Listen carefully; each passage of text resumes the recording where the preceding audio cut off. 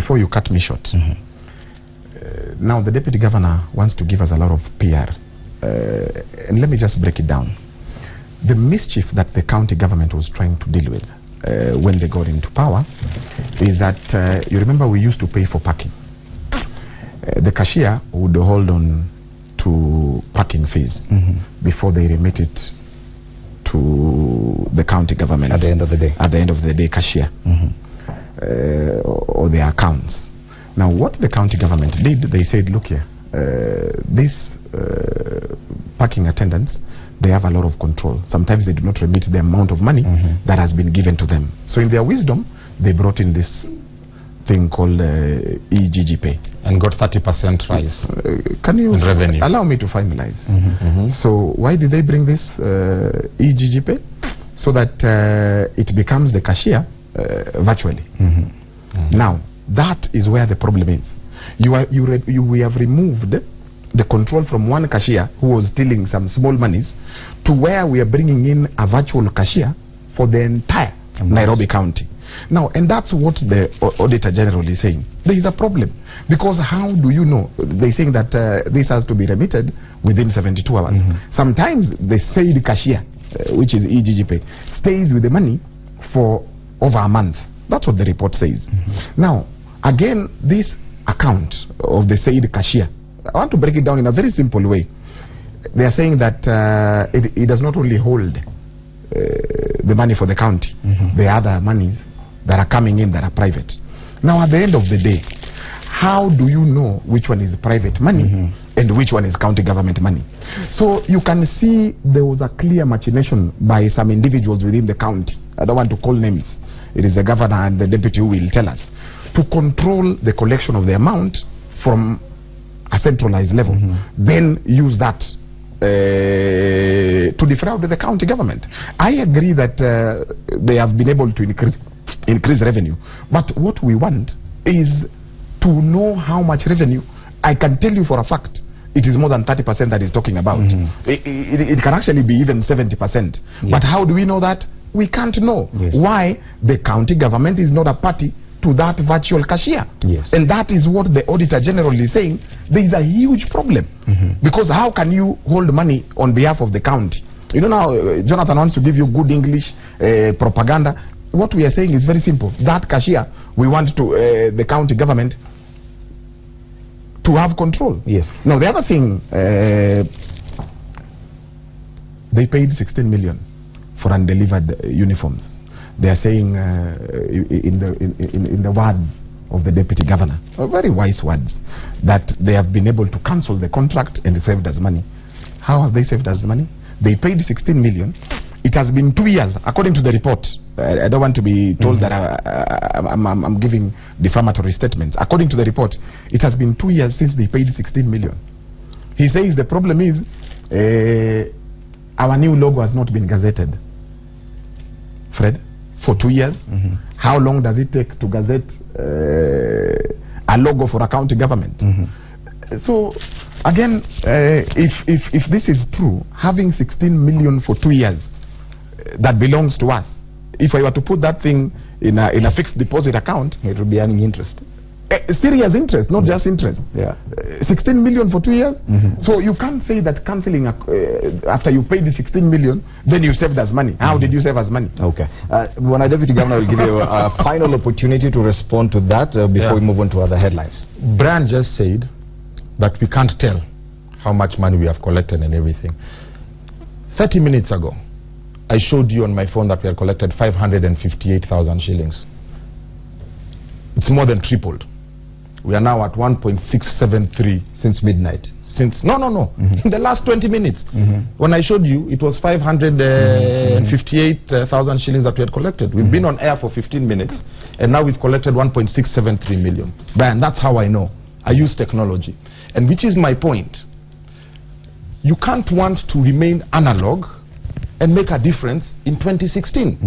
Brian wants to tell me, I need you to pay your worker in Kitui within the next 3 minutes, but don't use M-Pesa. So he expects me to go to the bank, withdraw money, put it in an envelope, put it on a Kitui bus, and send it to my worker, and you want the worker to get the money in 3 days, in 3 hours, or in 3 minutes. It can't happen. You have to use technology. And that's exactly what we've done. Now, this whole thing about this trust account, let me explain it again clearly, because Brian seems like he's analog, he didn't get it. Yeah? It's called a mobile wallet. When you put money on your mobile wallet, that's why it's called a mobile or a virtual wallet, or e-wallet like M-Pesa. The money is yours. It's just not in your pocket. Now, Brian wants me to be in charge of his money as government when he's still in his pocket. I think that's the point he's not understanding. The money is still yours. That's why it's in a trust account, and there are two people to take care of your money when it's not with you physically.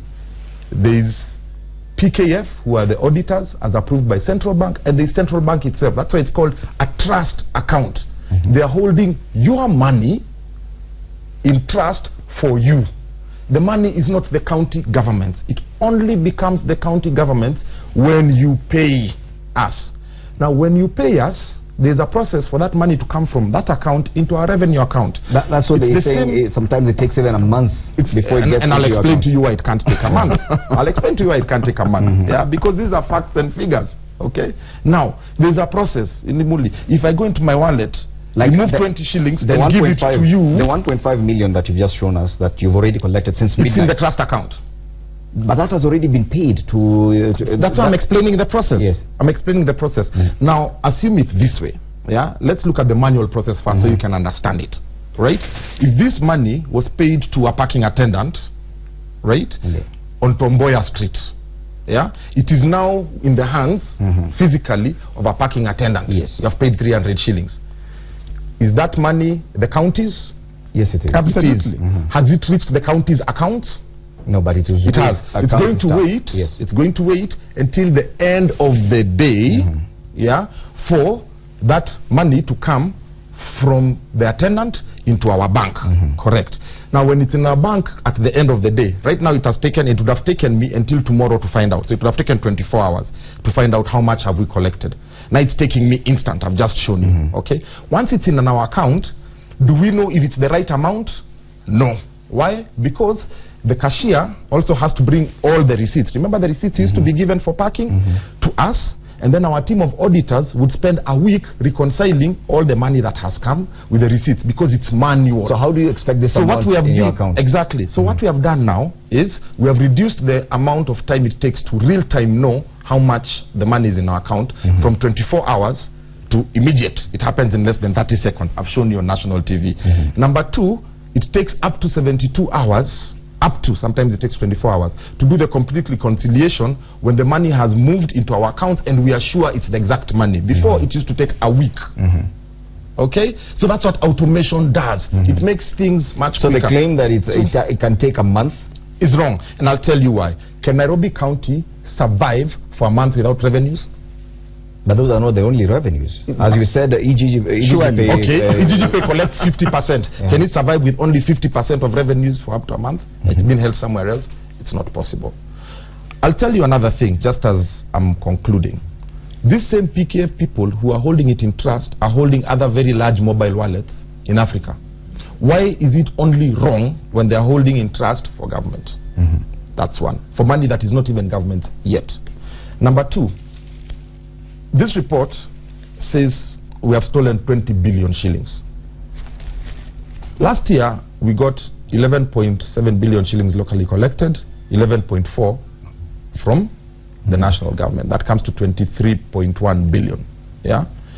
If we stole 20, it means that the whole year, we only had 2 billion shillings or 3 billion shillings to double or triple all the lights that we have put, to put all those maternities in the hospitals and dowers, to pay salaries which already is 13.2 billion shillings, yeah, to fix all the roads that we have fixed, to put up the 40 ECD centers. Well, to be fair, these are audit queries. Come on, you guys. Stolen. Let's be serious. Some of them, but it says here, paid for. When it comes to financial mismanagement, Nairobi is on its own league. If we have stolen 20 billion shillings, I mean, how have we been? Of course, we'll have to wait. We'll have to wait. The matter has been raised. Yeah, the matter has been raised. And this is just, even before we finish, this is just for the citizen to understand that you just can't read and believe everything that you do. Some of these things are impossible. If you even put a standard 8 student who has done basic mathematics and you tell them Nairobi County collected 23 billion shillings, they stole 20, and then they did infrastructure for 25 billion shillings or 23 billion shillings. How were they able to do infrastructure for 20 billion shillings? Because they were given with money with 2 billion. They were given money by the treasury. So stop. But the treasury money is included in Brian, it. we need to wrap up this conversation. It's impossible. You know, it is not me who has written this report. So how are you defending it? I am looking at the report as has been documented. And the report says clearly that when it comes to corruption, Nairobi is in the Premier League, not Kotbiro. But let me say this, because the deputy governor has accused me of being analog. That's fine.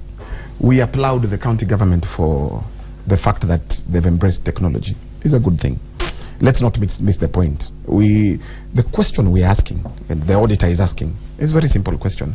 He sits here authoritatively telling us that they've already collected 1.6 million from midnight till now. Is a good thing. The question is, how does he know that's the figure? Because he does not have control over that account. And that's what you know, it's a good thing to embrace technology, but it's also a good thing to listen to what people are saying. Because how much control, for example, do you have over this technology? They don't have. That is what. Listen, to know how it works. Listen, that's what the auditor is raising. That it is a brilliant concept. However, they have no control. Now the auditor is saying, you know, he's bringing in big stories like money in your pocket. You have paid to the city council. Of course, the wallet he's talking about is money in my pocket. Once I have paid the cashier, that money we want it to be accounted for. That is an agent of the county government. Correct. Same applies to the EGG Pay. And that's why I'm telling you, what they are doing, they removed control from the parking attendants, from picking money to a different individual. To one individual. Are we together? Who now acts as the entire cashier of the county, all these parking guys. And that's why we are saying we want control over that one particular guy. If at all someone was to manipulate that technology, would the county government even be aware? Yes, I'll explain that. Yeah. First of all, I want to say what Brian is accusing us of doing, of not having control. I think you'd have to be extremely foolish to put the lives of 5 million Nairobians into risk by not being able to track their money, which should be paid to you so that you can provide to them services. This system is it foolproof? It's integrated 100% with our Lifeforms system. Lifeforms is local authority integrated finance management system. It's the system that we found when we came as a county. How come they're not using IFMIS? Hold on. You see, that's what I'm telling Brian. You know why Brian is talking like that? When you hear somebody saying PR, I don't know, big words, kizungu mingi, he's using that as a defense because he doesn't understand it. And Brian, if you can be humble enough to tell Kenyans, I don't understand this thing, I'll go to Mweke's office as a citizen so he can break it down to me. You're a lawyer, and I can understand that your strength might not be in technology. I'm a computer engineer. I understand this thing. Okay? So if you don't understand it, don't rubbish it. Okay. Yeah? Now, and that's why I'm saying, why I'm saying that is because if this is something completely different that has nothing to do with this, so he has no clue. No clue at all. Now, Lifeforms is the county's central revenue management system, which is under full control of the county. Now we are completely integrated. Every transaction that is done on EGG Pay is posted on Lifeforms, and then we get it as our accountants in the office. And it's done real time. This is something that's audited on a daily basis, and reconciliations are done between 5 p.m. and 8 p.m. of the technology every single day. Yes, every single day, and reconciled. Now, IFMIS is only a payment system. It's not a revenue management system. I agree. And we use IFMIS to make payments to suppliers and everything. That's why IFMIS and Lifeforms are completely two different things. I want to beg and that just you move to say on, that this thing works. Ever since we put in EGG Pay, our revenues have increased from 7.9 billion shillings when we started, and now we are on track collecting 12 point something this year. So more than 60% our revenues have come up. So if something was wrong, you'd be able to tell that would be losing money. But the money is here, it's reconciled, it's audited, and it's real. That's how I can so confidently this is a huge defend it here. This is a huge headline, and not least. No, I just want to look at the last thing. Just the last thing. The last thing. It says here that in the circumstances that the auditor says backups were not being carried out regularly, and it was not ascertained if they could be used to restore business operations. We have two levels of backups. One is real time, and we have a disaster management center that is offsite, and every transaction that's done primary goes secondary. I urge you now to give me any single government, both national and county, that has a backup disaster recovery system like we have done with this financial management system. So we are telling the auditor, come, we take you to our backup sites that are done real time. Yes, it's called replication. I know this topic is emotive, and we'll continue talking about it. As we wrap up, can I get the right of reply? You know, what are you replying? When the deputy governor accuses me of being a lawyer, and I do not understand simple processes. Now let me just say this. There are two things. This report says the county government books has turned into a nightmare. It's because it still uses the old LIFOMS, Local Authority Integrated Financial Operations Management System, instead of using the current IFMIS. Now, surely, do you need a rocket scientist to come and tell you that they are still using the old system? There's no relation. Number two, is IFMIS a revenue management system? This report says very clearly that this eGGPay, is a subsidiary of a company called WebTribe.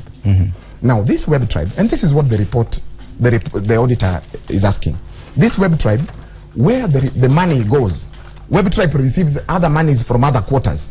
How do you know which one is for the county government and which one is for this other quarters? Because for the county government... And Mweke can sit here and accuse me of not understanding that one line. I'll respond to it. Move on. Yes. I'll respond to it. How do you know how much is coming from the county government? I'll respond to it. And another I'll respond to it. Because every single transaction that is done on JumboPay is replicated in real time. It does two postings. So it posts in JumboPay and it posts automatically to LIFOMS, which is a county revenue management system. Yeah, that manages our revenue. It is completely different from IFMIS. It is IFMIS is only a payment system that's used for budgeting and procurement. It has nothing to do with revenue management, and that's why counties were saying they're going to be upgrading and getting ERPs. Now, is LIFOMS old? Yes, we found it there. What plans have we put into place? The World Bank had been giving us a grant of some money to buy a new updated revenue management system, and the tenders have been done and work is in progress. Gentlemen, thank you so much for that, and now we need to wrap up this conversation. But before that, we need to take a look at this one story, and I'll give you a chance briefly to comment on this. It's about politics, and former Director of Public Prosecutions Philip Murgor is the latest Kenyan to express interest in the country's presidency.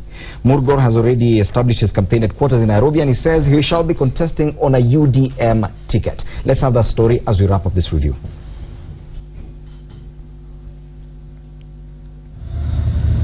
The latest Kenyan to enter the race to State House come 2017, Nairobi-based lawyer and former Director of Public Prosecution Philip Murgor. But why does he want to be president? Kenyans are today in a hopeless situation, hopeless. And at the present state of affairs, no matter who wins, it's going to leave one half of the country outside. The time has come for us to chart a new course. Murgor, who is hopeful that he will topple political bigwigs President Uhuru Kenyatta and opposition leader Raila Odinga, will be going for the jugular. The United Democratic Movement, despite being in a political low at this time, they remain people who are very committed. Everyone claims to be democratic, but not everybody wants it to be in a united form. In a country that votes heavily on tribal blocks, Murgor's main campaign strategy is to change the deep-rooted mindset. I don't like the word. That's the traditional way of looking at it. Base, which means tribe behind you. I'm asking that we start looking at politics a different way. Murgor, who has seen other candidates drawn from the professional world and other government institutions like Professor James Ole Kiapi and Paul Muite fail miserably in their quest for the presidency, maintains that he has a real chance of clinching it. The UDM candidate has set up a base in Nairobi and says he will soon replicate such offices across the 47 counties to reach out to voters. But who is his financier? I don't have the billions. But I expect that I will get the support of friends and the ordinary population in whatever amount to fund the campaign, which I believe is geared towards providing them with a true servant leader. Will you vote for him? Well, that is a question that only you can answer. Hassan Mugambi, Citizen TV. Yes, 9 months to the general election, and we have a new entrant into the race for president, Philip Murgor. What do you make of that, Bwana Deputy Governor? Well, I invite it because I think we are democratic. Last time we had 8 presidential candidates. This time it looks like there's 4 or 5 who've already declared. And it just means that we are democratic and people are coming up. But it could also mean that so many Kenyans are getting fed up of mismanagement of the current government, and you can see what that has done with our economy. There's job losses all over the place. The shillings shot up, fuel prices are skyrocketing, and so on and so forth. There's a lot of corruption, like you've seen. Actually, David Ndii called it looting. That's being handled by the various agencies in this country, and I think that's wrong. That's bad governance. And so Kenyans of goodwill are just standing up and saying, you know what, even I, who've never been in politics, who've never even run on a seat and for a seat and gotten elected, I can do better than the guys who are currently in office. And then they bring themselves up and they decide they want to run. Brian, how much of 2022 politics do you see in Murgor's entry into the race for next year? I think, let's be honest, still as a country, we are yet to mature politically. We are yet to mature in terms of democracy. We are yet to mature in terms of good governance. We are yet to mature in terms of really issues to do with proper governance in our country. So still we are heavily ethnic based, and you can see clearly what has been presented to the country is 2 clear sides. Either you're in government or you are in opposition, and as you can see, the opposition is also positioning themselves to try and collect virtually different pockets of the country so that they are one. But I want to applaud Philip Murgor. They say evil exists not because of existence of bad people, but because good people do not do anything. It is a good thing. It's good for our democracy as a country, for any individual to actually run and be given a chance to be able to articulate their agenda. We can only wish him well. I know there are a number of candidates that are coming up and they're trying to position themselves as the third force. Yes. I don't agree with the word third force because it actually presupposes that you will be third. But also let me say this. When you see people like Philip Murgor coming out to run, it is a clear indication that the current system has actually failed to support the people of this country. I think these issues of corruption, these issues of mismanagement of public funds, these issues of misuse of public funds, the fact that we are lacking leadership in this country is a clear indication that clearly brings out the likes of Philip Murgor and other Kenyans. I've seen Ekuru Aukot also saying he wants to run for president, and a number are still coming up. As we wrap up our news review this morning, of course, being a Monday, I'll give you an opportunity to tell us what kind of headline you want to see this week. I know the headline today does not really favor you. Where do I start? Who's ready with that? Ladies first. I will not. Okay, whoever wants to go first. I say that with on a light touch, Brian. Because I fight for women's rights. I will not take it offensively. But let me say this. The headlines that we want to see, I think this story has been carried by the nation. It would be important for us to dig deeper and find out if it's indeed true. There is a problem. Or there are no facts, but for me that would be something extremely important. I think the issue of IEBC commissioners is a huge thing. that we need to focus on, because again, 8th of December is here, meaning that's the end of Harambes. End of Harambes. It means we are now 8 months to elections. So when we again come to January, it will be around 7 months to election. So the issue of commissioners is extremely important, and interrogating the law that currently governs elections in our country, the timelines, because clearly we were supposed to purchase technology 8 months to elections. That looks like it's not going to happen. And there are a number of timelines that I can see. Again, voter registration has changed to January. So those key timelines are key things we actually need to discuss in an open manner this week. Okay, but Deputy Governor. Yeah, for us, I think this week I agree with Brian. I'm hoping that this story that's screaming with facts that are really not true in the nation can be substantiated in tomorrow's dailies. Maybe the people who wrote it can come so that we can give them the real facts based with evidence and data about some of the things they are saying, money that has been mismanaged by Nairobi County. That's not true. So we really hope that they can clear the misgivings or the mistruths that have been published in the nation today. Number two, as you know, a few months ago, Nairobi was picked when Rockefeller was looking for the most important cities in the world.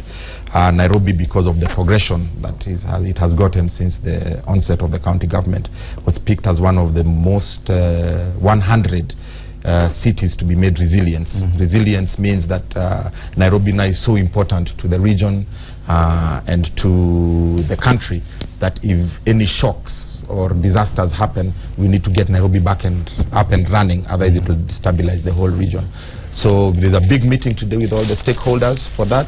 We're looking forward to picking a chief resilience officer who would make sure that if anything happened, terrorism attack or any sort of disaster happened in Nairobi, would be up and running in the shortest time possible. So it's disaster planning for that. Last but not least, we hope that when the president gets the report on the mismanagement of the team that went to Olympics, that he implements it fully. Because for us, sports as a nation, you know, that's what brings all the tribes together. That's what brings all the people from different political, social, economic backgrounds together. It's what gives hope to the youth of this country, and you know, the youth of this country are supported very much by us as Nairobi County. So we hope that that report is implemented fully by the government to ensure that we protect the livelihoods of our young people. Okay, thank you so much, Jonathan Mweke, Deputy Governor Nairobi, and Brian Mweke, CEO, Institute for Education and Democracy, helping us look at the headlines this Monday. Of course, the Pub Breakfast continues, and as we continue enjoying music from Carlos and the band, remember Willis and Joy